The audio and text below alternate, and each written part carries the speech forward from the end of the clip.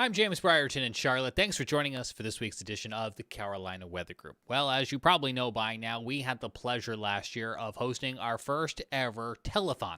12 hours live streaming with our friends from other big weather podcasts, including WeatherBrains, Stormfront Freaks, and Chaser Chat. And as you might imagine, pulling off a 12-hour-long telethon to support the American Red Cross takes lots of choreographing. Lots of meetings, lots of producing. And what you may not know is that entire 12 hours of programming streamed from this very HQ of the Carolina Weather Group. So whether you saw me or another Carolina Weather Group host on the screen, we were there the whole time, welcoming guests behind the scenes, getting them set up, putting them on the air, and making sure that you at home could see the broadcast. Well, for me, the biggest moment was something that was unexpected. In the 4 o'clock Eastern hour, our friends at WeatherBrains had arranged for visits from Mike Bettis of the Weather Channel and from Ken Graham, the director of the National Weather Service. And we knew at some point Jim Cantore, also of the Weather Channel, was going to show up, but we just didn't know exactly when. And through a series of events that we probably could not replicate right now, we got all three of those men live on the telethon at the same time. I'm sure you've been there when your computer's doing something really important. It's saving a class project or a big work thing, or maybe you're about to get those concert tickets you've been waiting hours for.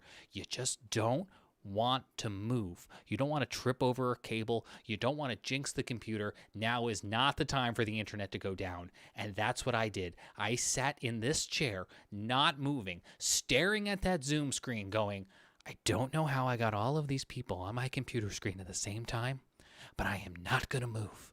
And it was a great conversation. And we're so lucky that our friends at WeatherBrains are allowing us now to share that conversation with you. So whether you've already seen it or maybe you missed it, here it is. To me, one of the biggest moments from that 12-hour-long telethon. Jim Cantore, Mike Bettis, Ken Graham, and our friends from WeatherBrains. Check this out. WeatherBrains is going to, match any donation this hour up to our annual donation budget of $1,295. So if you are thinking about donating, please come to during this hour and help us get to $5,000 total. That's what we're shooting for in this hour. We're in the process right now of getting them all into the broadcast at once here. That's what we're going to do. We got Mike Bettis, Ken and Cantore. So let's move them all in here. Thank you so much for being here. Hey, good afternoon. How's everybody doing? We're doing fantastic. It's been a spectacular day of raising money for the American Red Cross. And hopefully we're going to hit $5,000 during this hour. Mike, we're very excited about that. Awesome. Jim, I was in the process of asking you a real quick question, and then so if you get a chance, then I think Kim and Rick have a couple of questions for you. Mike, join in with us here since we got you a little early. But Jim, you mentioned one of my favorite all-time Weather Channel folks, Gay Dawson. She was a fixture in those early shows, and I always thought she was just the best. Tell us a little story about Gay Dawson. I mean, when you first met Gay, she's just sweet, Southern, humble, always very professional and classy. And that's how she came across on the air, too. So it was one of those, what you see, what you get. And I think that's one of the cool things about really all of our staff. And Mike can probably attest to this, too, is like, everybody is who they are. There's really no difference from the person who you see on the air than really the person behind the scenes. We're the same person. There's no turning it up or turning it down.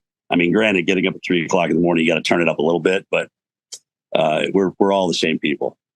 Dennis knows. He remembers those days. Oh, yeah. I remember those morning shifts. I took over for you in the morning. What's funny is you're getting up after I go off shift. I'm getting ready to go to bed. So it's like, which is, I think I prefer that way rather than getting up in the morning.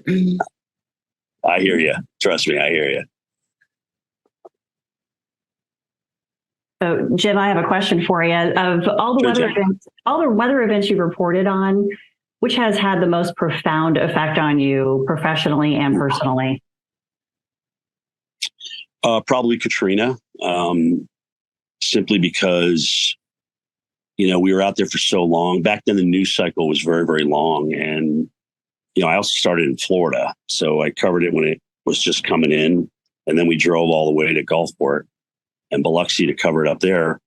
But to go through something like that, and to go through it with 475 of our vets, our heroes, and basically put away the television and all of a sudden help out the Navy CBs in getting these heroes up to the second floor, because it was breakfast hour. I mean, everyone was downstairs for breakfast. All the food was down there. All the drugs were down there. You got guys and gals that can't move. They're in wheelchairs. They're invalids. So that just had a really big impact on me. And I'll never forget it. It was frankly, it was very hard to leave. We spent a lot of days out there. We slept in our car. We had very, very little food. And I mean, if you guys remember back then, a lot of, New Orleans kind of stole the show, given the fact that there was so much media there. And you obviously had the levee failures, which was the man-made disaster part of Katrina. So, Mississippi was always kind of the forgotten coast. But eventually media made it there, and we got to tell the story of what was going on there. But it was just hard to witness some of the things that I saw for the first time in my life. And you just never forgot that. And like I said, it was very hard to leave. I almost just felt like I was abandoning everybody. I can't really put it into words. It was just hard to leave. And I never forgot that. So, yeah, I mean, we had seen you the day before.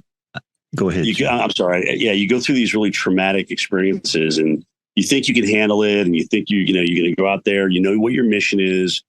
You got to broadcast, but they stick with you, and they stick with you. I'd interject and I say one of the most memorable moments for me ever watching the Weather Channel was when Jim was in Mississippi. And I know you remember this, I'm sure, very clearly, Jim. There was a family you were interviewing, and I think the father maybe worked at one of the casinos or something, lost his job, and there was a little boy broke down into tears. That was tough. That was tough to watch, but that was reality, right? And that was probably the most profound moment I've ever seen Jim Cantore on TV before. And yours was Joplin, my friend. Nothing can even compare to that. But I know you know what I'm talking about, Mike. You see things you weren't planning on seeing, but you got to do your best to stay on mission, right? And that's what you did, and that's what I did. And hopefully people across the nation got to see what was really going on there and just how bad it was. Yep, I remember. So guys, this is an incredible conversation, especially with you and just hearing your recollections of this. I'm going to welcome in somebody else for whom this event, I know, had a profound impact, and we're so excited to have him on the show. The director of the National Weather Service has just arrived. Ken Graham, welcome to the program. Thanks for joining us today. Thanks, Kim. Good to see you. And just taking in the stories from Jim and the others. And, I just can't help reflect being on the air during some hurricanes and talking to Jim and Hurricane Michael. Jim, if you remember. Oh, my God. Oh, yes. Remember you and I on the air, I don't know, probably 7:02 a.m. And you asked how I was feeling. And we both at the same time said we had pits in our stomach. Remember that? Because we knew what was going to happen that day. Remember that? Yep. I remember it.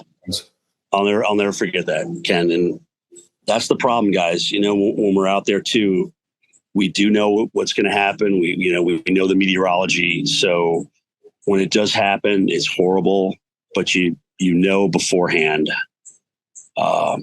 just how bad it's going to be. So, yeah. And then talk about Stephanie Abrams that morning, because I've always thought the fact that she made that decision to leave Mexico Beach probably influenced a lot of people. Actually, you know who you should ask that, Bill? Is Beth. I actually want Mike Bettis to start that story. Okay, good. He's going to tell you. He's going to tell you why, because he knows why. She actually called me, which she hadn't. We're ships passing in the night these days. We used to work a lot together. She called me. I was working in the studio, and she says, "What do you think?" And I was like, "Tell me exactly where you are again." And she's like, I'm in Mexico Beach. We're staying at this place. It's a little bit elevated, but, and I was like, oh, Steph, like that gives me a really uneasy feeling. Like, I know you've been doing this for a long time. And I know that if you're questioning it, like you're calling and asking what I think, then it probably tells you everything you need to know. And I remember saying, I don't think it's worth it. I think you have to leave. And I don't think I've ever said that to anybody before. I think Jim and I talked a little bit briefly via text when he was in Cedar Key, earlier this summer. I was making sure he had a place to stay. He reassured me he was staying someplace safe. But when it was Steph, I was like, I don't know if you'll ever get out of there. Like if you get stuck, like no one's coming for you.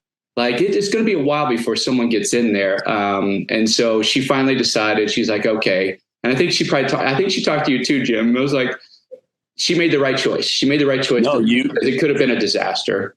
You text me and you said something to the effect was, Jim, I'm really worried about Steph and she's scared and she doesn't know what to do. And so I took it upon myself on the air to say, because we were going back and forth to each other. I said, Steph, you know what? Listen, hey, if you don't feel good down there, there's plenty of room up here in Panama City. We know we're going to be on the west side of the storm. Come on up with your crew. We got plenty of room up here. Let's broadcast together. And that's exactly what happened. And, guys, we don't go out there just to be in the word. I mean, if you don't feel safe in a location or if it's not a good time to broadcast, we're not going to broadcast. Mike was mad at me when I was in, what was it, Mike Ian down in Punta Gorda. And I mean, sometimes you just get so caught up in the moment. You just don't realize. I mean, for God's sakes, you're in a 110 mile an hour high wall.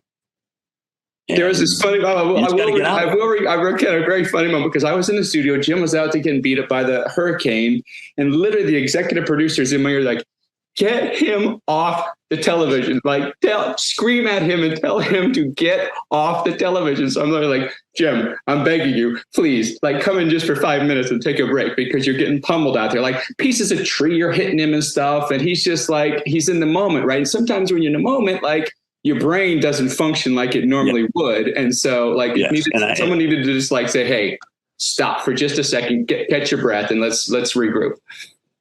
And that was a big moment for me because I did come in and got out of the way. And I remember that. It's like, what good am I doing out here in this? I mean, yeah, can I take it? Sure, whatever. But at the end of the day, I don't want to become the story. I just want to tell the story. So, basically on the backside of the eye wall, let's do it smarter. We're going to do it in the parking garage. I mean, that was no picnic, but it was definitely a lot safer place to tell the story. And so thanks to Mike, thanks to Nora screaming in my ear, that's what we did. I want to follow this arc of telling this story. And it's so good that we have such key communicators and a former director of the Hurricane Center and now Weather Service director. You can all come at this question in different ways, I think. And I'll start, Jim, with you. Okay. You guys did all these hurricanes that have very different societal outcomes and a lot of nuance to the way you're trying to communicate it. And you just have so much experience in the field. In your view, what helps us to make the outcomes better? How do we effectively engage the public and raise awareness about preparing and responding? How do you think that is most effectively done in your experience?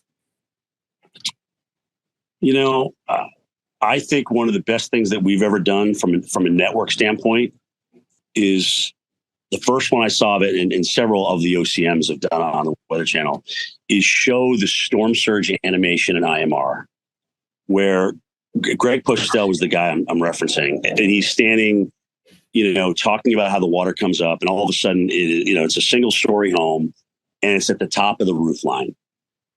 And as a matter of fact, Ken, you remember that because you even said to me, Cantore, that was the best thing to do for storm surge that I've ever seen. So, and I agree. I mean, that kind of image, here's what your house will look like if you stay. Here's what it may look like. Think about that. Think about where are you going to go? You're going to sit on your roof? You're going to be in your attic? You got an axe? You got a chainsaw? Whatever it is, those kind of images, I think, and that kind of technology that we have at our hands today, Kim, is really great for what we are trying to do and get people out of harm's way. It's not going to get everybody out, okay, but it's going to definitely help. And I think that really helped. Absolutely. And Mike and Ken, would love your thoughts on this too. What do you think being really effective for helping to inspire action?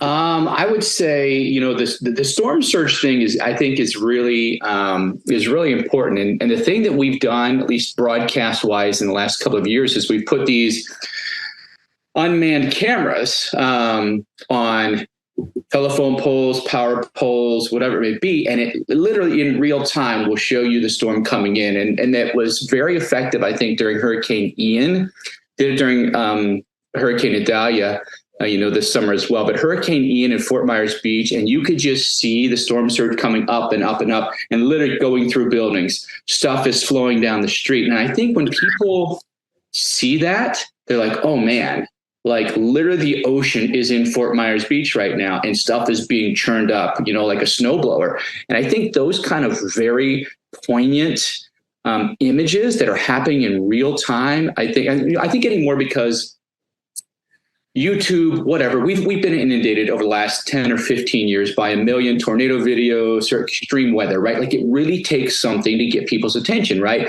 I think these live storm surge cameras really do a good job at pointing out the dangers of storm surge in particular. So I think that's one thing that's been very effective for us broadcast wise to show, to get people's awareness up and the understanding of what storm surge is.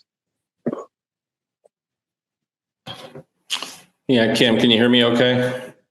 Yeah, it's interesting because, all of us have talked about this for so many years about how to get the information to people, and they have to see it. I mean, they really have to feel it and experience it. And that's why the storm surge, simulation was so powerful. But we're going to take it to the next level in the Weather Service. I mean, we're really looking at, to really go into in the depth of those vulnerable communities and see who they're listening to and who they trust.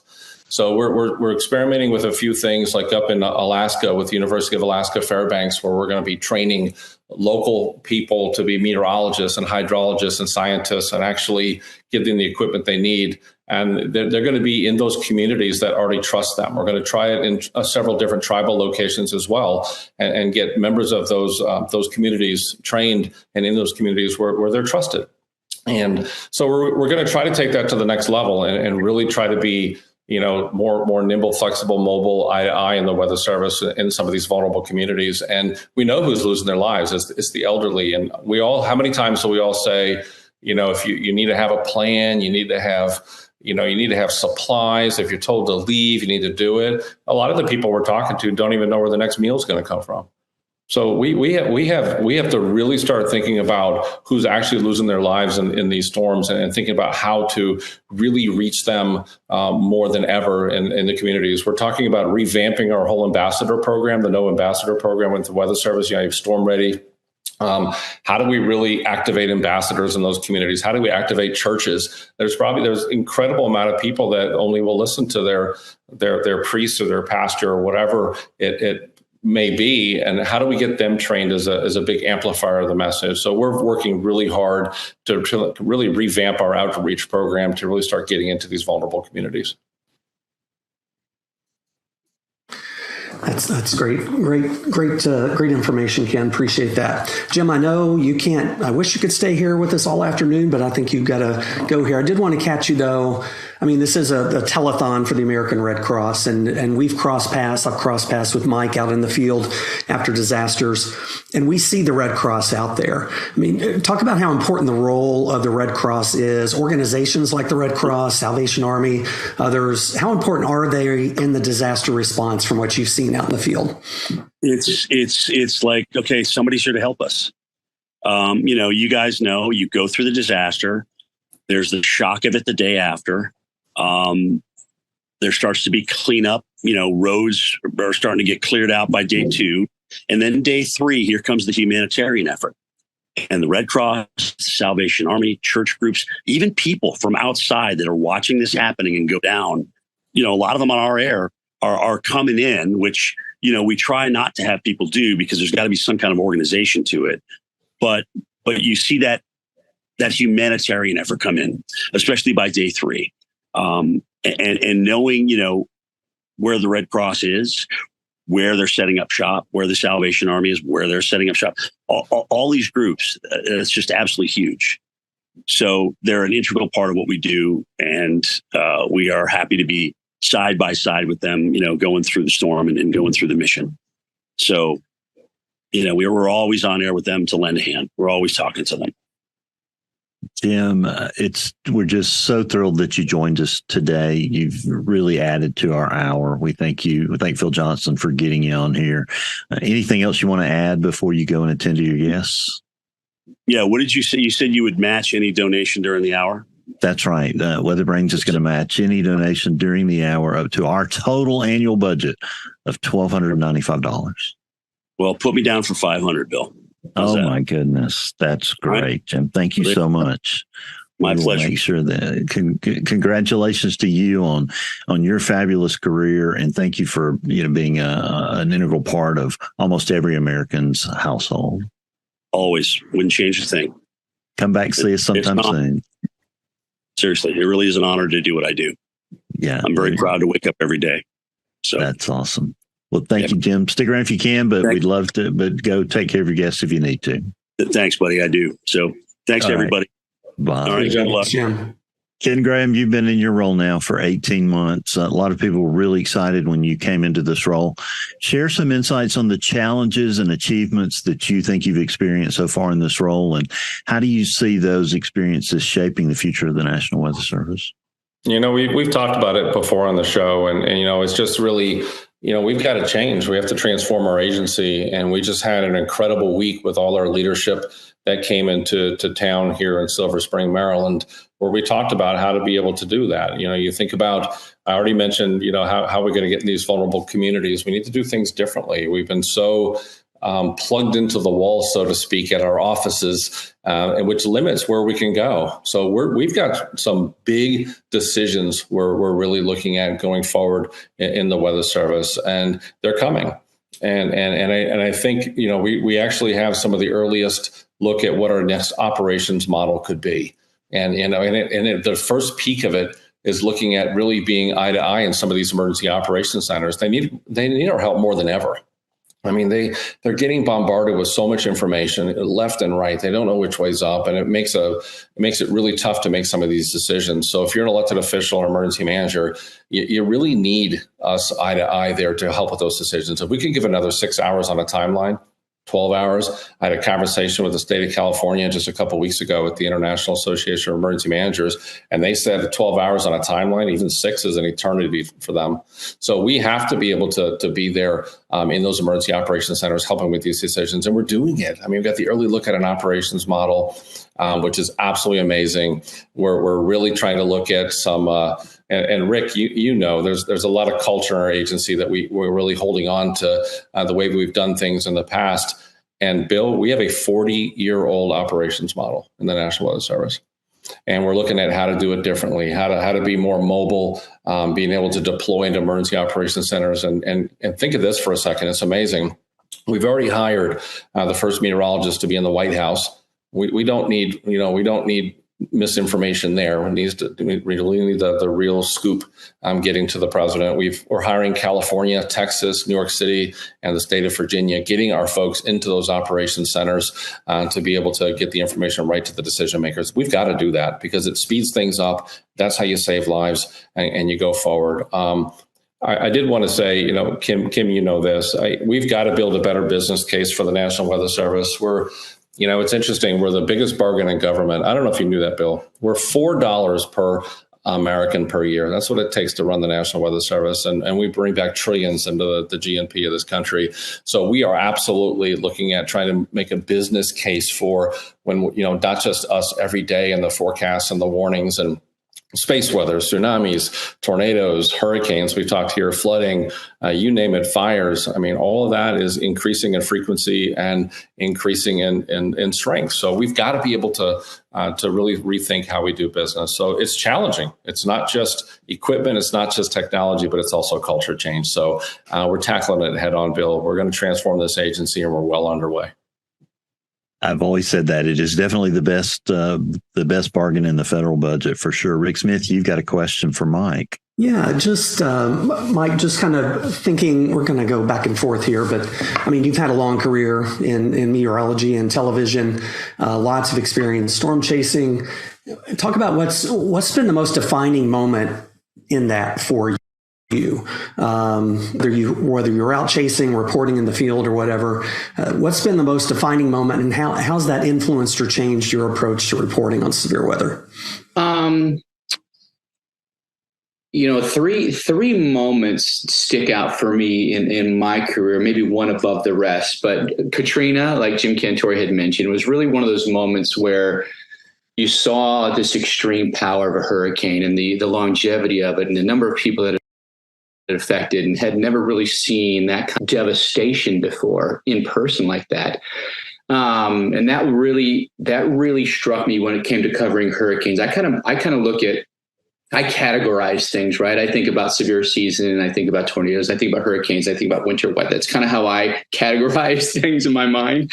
And the other two, the Joplin tornado and the El Reno tornado, in 2013. Now the Joplin tornado for me, I think, truly changed how I began to broadcast after that, because in so many instances, when it comes to tornadoes, we're generally there after the fact, right? We're usually, the tornado hits and then you're there like the next day, so to speak, generally speaking.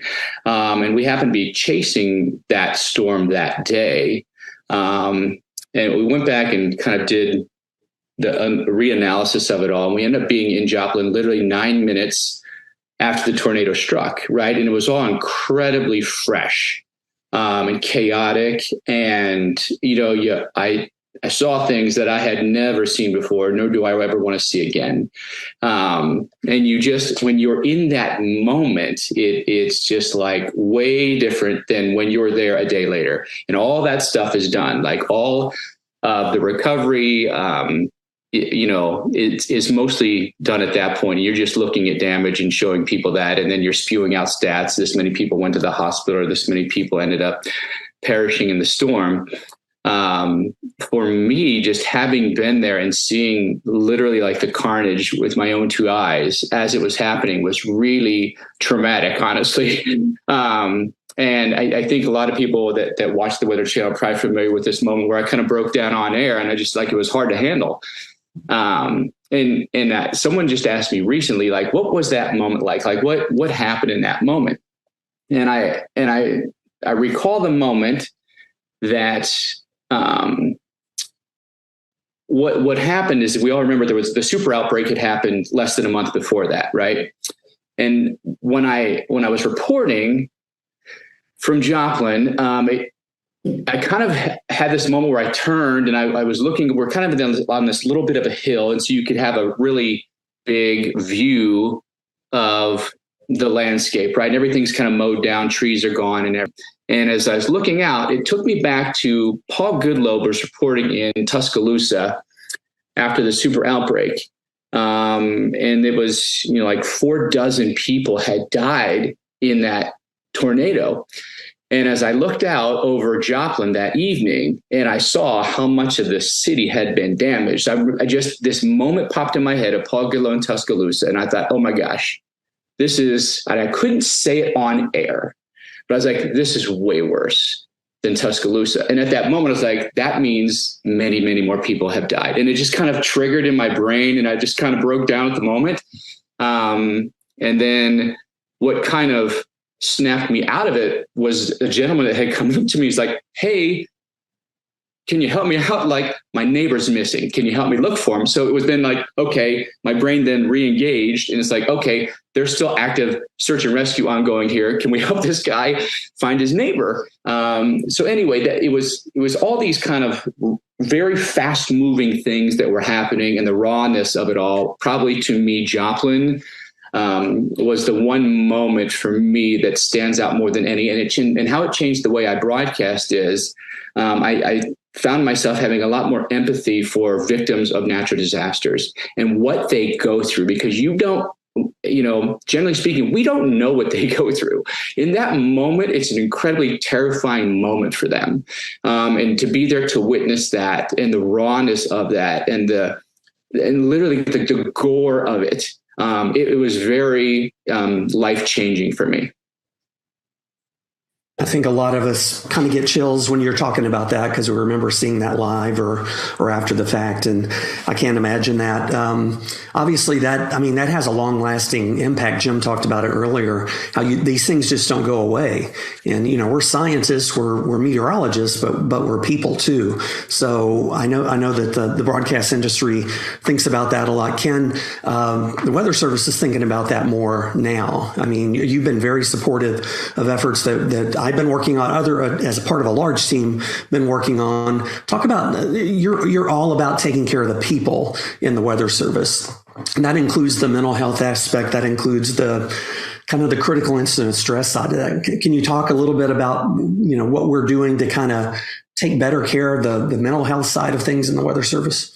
Yeah, Rick, it's a topic that, a lot of people don't think about. I mean, listen to the stories that Mike just told and others. And, you see these things and you look back at our careers. You've seen some things, Rick. And, I remember some scenes in, Hurricane Katrina that'll never go away. I mean, just, you're taking care of folks and the best that you can, our employees. And there's still bodies in the lake. And, 2 people at the office lost their moms in Hurricane Katrina, and to see what they were going through. And both of them were, talking basically like, just keep me busy because I just need to focus. I need this. There was significant mental health issues after these big events. And just watching people at the New Orleans office just in shock, basically, absolutely in shock. They don't know if their house is there or not. You see this over and over. So our folks see a lot of things, and you get the warning out, and all that science, right, Rick? All that science, you get an early warning out, and you're like, wow, I think I provided early warning. But then you start hearing over the radio that there's loss of life, and it's really tough on folks. So at the Weather Service, we really take that serious. And when I got the job, it was definitely a no-brainer. I mean, look, it's everybody realizes you got to have people first. We got to take care of our people. And so we have mental health experts that can go out to offices after big events and actually talk to people. And we had an incredible person that was able to do that. And she just moved on to a different job. And we're actually interviewing for the next person. We take it so serious. And we take it so serious, we're going to do something extra coming up. We're going to have the person that's able to go to our offices to talk to people after these big events from a mental health standpoint. But we're actually going to do more than that. We're actually got a contract that we're doing to actually have a significant, almost like a strike team of mental health experts that can go out to offices after these big events, Rick, because people need it. It's tough on folks. They lose their loved ones. They can lose their property, and just the stunning nature of going through that is significant. So we take it serious, and it's something that we have to talk about because people don't think of the actual meteorologists themselves. Whether you're on television, whether you're private sector or in the Weather Service, you go through some pretty traumatic events, and you're going to be the next one. So we need to take care of ourselves in those big events. Thank you for saying that, Ken. That is so important. And we were talking earlier to one of the directors from the Red Cross, and they said that was a need for volunteers that they have, because they need mental health volunteers to go in with them after these disasters and to make a difference. And Saturdays are extremely valuable to everyone. And for you guys to take time out of your Saturday to spend with us today in this effort is so appreciated. We just thank you so much. And I have really good news because we've raised $3,859. That's $1,214 in this hour. We're going to match that dollar for dollar, and that's going to put us over 5,000. Yes. I think, won't it? Or it'll be really close. We'll have an update on that in just a minute. But Mike Bettis, thank you so much. Thank Jim for us. And Ken Graham, thank you for the incredible work you're doing at the Weather Service. We watch every move you make, and you amaze us.